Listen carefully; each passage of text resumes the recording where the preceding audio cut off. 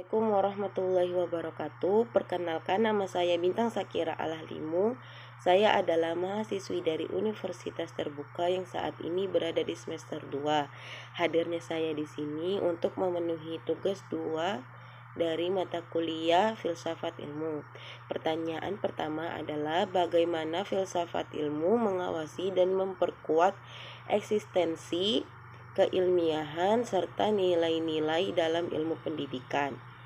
Filsafat ilmu berfungsi sebagai dasar berpikir kritis dalam ilmu pendidikan. Peran yang dapat dilihat ada 3 aspek. Yang pertama, mengawasi eksistensi ilmu pendidikan.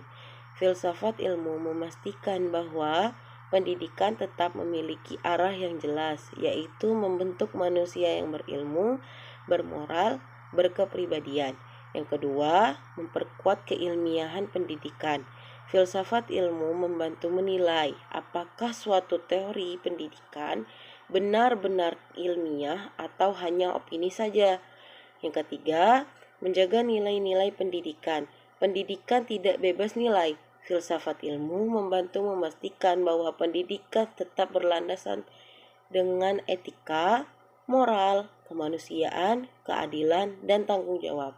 Pertanyaan kedua, bagaimana pendidikan yang bermakna dan bernilai turut memperkuat perkembangan filsafat ilmu? Pendidikan yang bermakna akan melahirkan pengalaman, refleksi, dan pemikiran baru. Dari proses tersebut, berkembanglah filsafat ilmu. Hubungannya dapat dijelaskan sebagai berikut. Pendidikan menghasilkan praktik nyata dalam kehidupan manusia.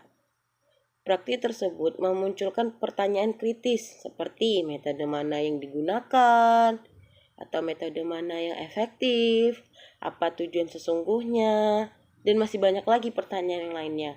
Pertanyaan itu kemudian dikaji secara filosofi sehingga melahirkan teori dan pemikiran baru. Pertanyaan ketiga adalah mengapa filsafat ilmu disebut pisau analisis dalam membedah persoalan pendidikan. Filsafat ilmu disebut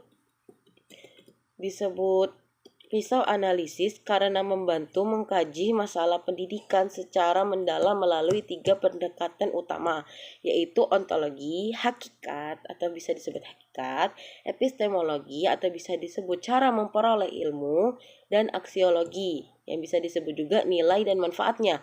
Melalui 3 pendekatan ini, filsafat ilmu mampu membedah persoalan pendidikan secara kritis, menyeluruh, dan mendasar. Pertanyaan keempat adalah contoh konkret penerapan filsafat ilmu dalam praktik pendidikan. Kalau pertama itu dalam kebijakan pendidikan. Contohnya kebijakan Merdeka Belajar menekankan bahwa pendidikan itu harus menjadi subjek yang aktif dalam belajar. Kalau dalam kurikulum berbasis kompetensi tidak hanya mengutamakan hafalan, tetapi juga kemampuan berpikir kritis, kreatif, pemecahan masalah, dan karakter. Nah, yang ketiga itu dalam proses pembelajaran. Guru menggunakan diskusi, proyek, dan pembelajaran kolaboratif agar siswa aktif berpikir, menemukan pengetahuan sendiri, dan belajar memecahkan masalah nyata. Yang keempat, dalam penilaian pendidikan. Penilaian tidak hanya berupa ujian tertulis, tapi bisa juga dengan portofolio, observasi sikap, presentasi, dan proyek. Tujuan utamanya adalah agar pendidikan menilai manusia secara utuh, bukan hanya kemampuan menghafalnya saja.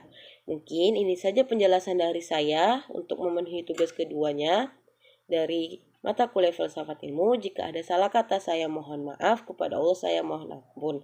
Wabillahi taufiq wal hidayah. Wassalamualaikum warahmatullahi wabarakatuh.